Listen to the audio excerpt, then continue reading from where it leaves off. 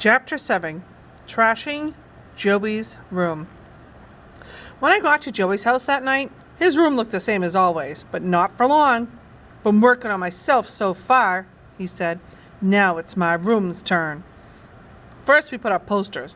Rambo, Hulk Hogan, and one showing this big, nasty robot-type dude. It said you could see whiskers and a long tail sticking out. It was called Robo-Rat. He checked out the walls. Good. Now the rest.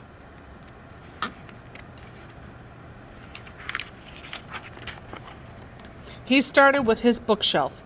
He pulled out 4 or 5 volumes from his encyclopedia and threw them on the floor. Then he tossed out a couple of comic books and a National Geographic. He opened every drawer in his dresser. He flipped out stuff from each one, socks, underwear, shirts. They all landed all over. He kicked his wastebasket over. He dragged his dirty clothes hamper from the closet and dumped it on the floor. He charged into his desk. Pencils and papers and rubber bands went flying. About the only thing he didn't do was spit. By now you could hardly see the floor. He stood in the middle, turning, nodding, and smiling. Yeah, now it's my room. I just sat on the bed, stunned. Until then, Joey Peterson's room had been the neatest room I had ever seen.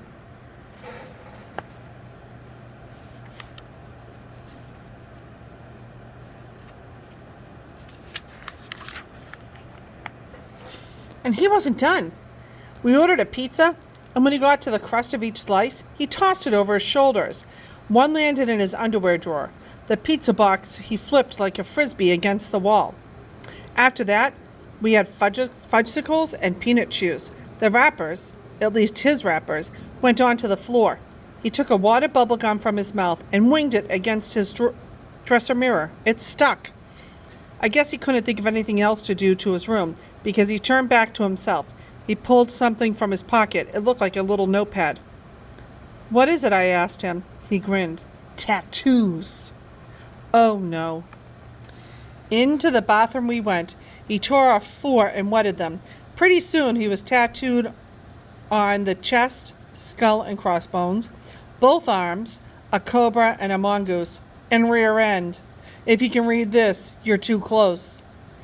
"You know they're not going to last," I told him.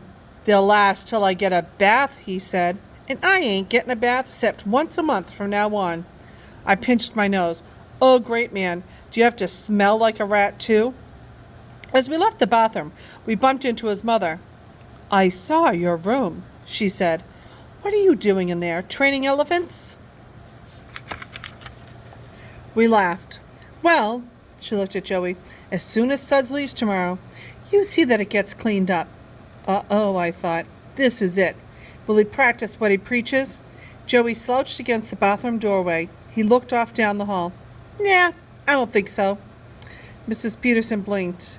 "You don't think what?" "I don't think I'm going to clean it up. I like it that way." I took a step back. If Mrs. Peterson was about to get violent, I wanted to be out of range. Joey looked at the floor, looked at Mrs. Peterson, and Mrs. Peterson glared daggers at Joey.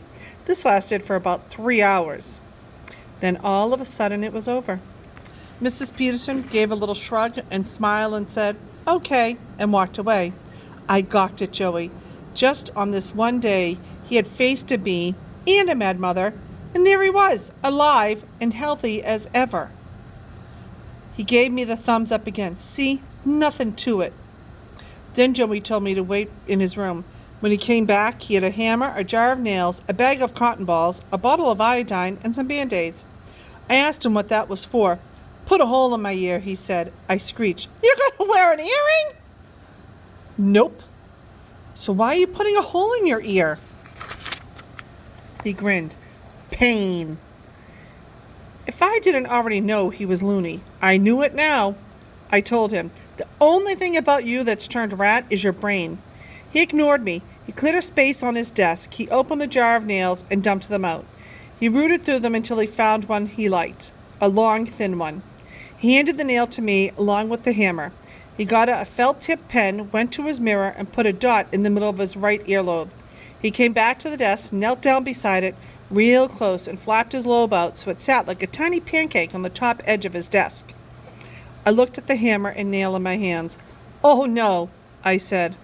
I dumped them on the desk and took a seat on the bed. You do it if you're crazy enough. I would, he said, but I can't. It's not not like this. Come on, just do it.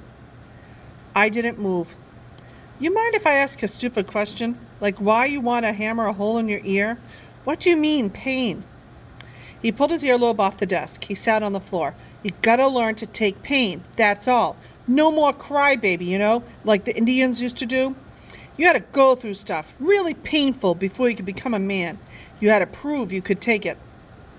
I got news for you, I told him. You're not an Indian. He looked at me disgusted. He grabbed the hammer and held it out. You gonna do it?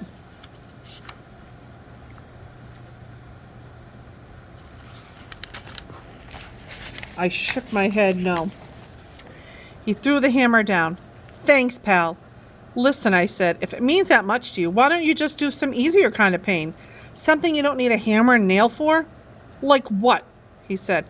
I thought about it. Well, how about bending your finger back? Nah, he said, that's dorky. I thought some more. How about kicking your door with a big bare toe? He didn't like that one either. I got it, I said. Knuckle your head 10 times. Forget it.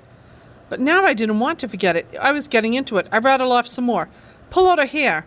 Sit the 3 thickest volumes of the encyclopedia on your tongue. Sleep all night with erasers up your nose. Wrap your mouth around the doorknob and slam it shut. I was still going when the phone rang. It was pretty late, so we were both surprised when his mother called and said it was for him. He went out. When he came back, he looked innocent. Too innocent.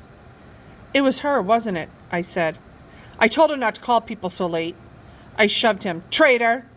He shoved me back. Listen, Morton, I didn't call her. She called me. Took you long enough to hang up. What do you want me to do? Slam down the phone as soon as she said hello? Maybe I want you to lay off her. He laughed. I keep telling you, jerk face. I don't care about her. I ain't chasing her. She's chasing me. You want her to chase you? He threw the padded tattoos in my face. Do something about it. We glared at each other. He turned on the TV. We watched a couple of horror movies. In silence, we went to bed. When we woke up Saturday morning, I said, okay. He rubbed sleepies from his eyes. Okay, what? What do I do? He sat up. You ready to be a rat? I shrugged. I guess so, but I don't think I know how. It doesn't come natural to me.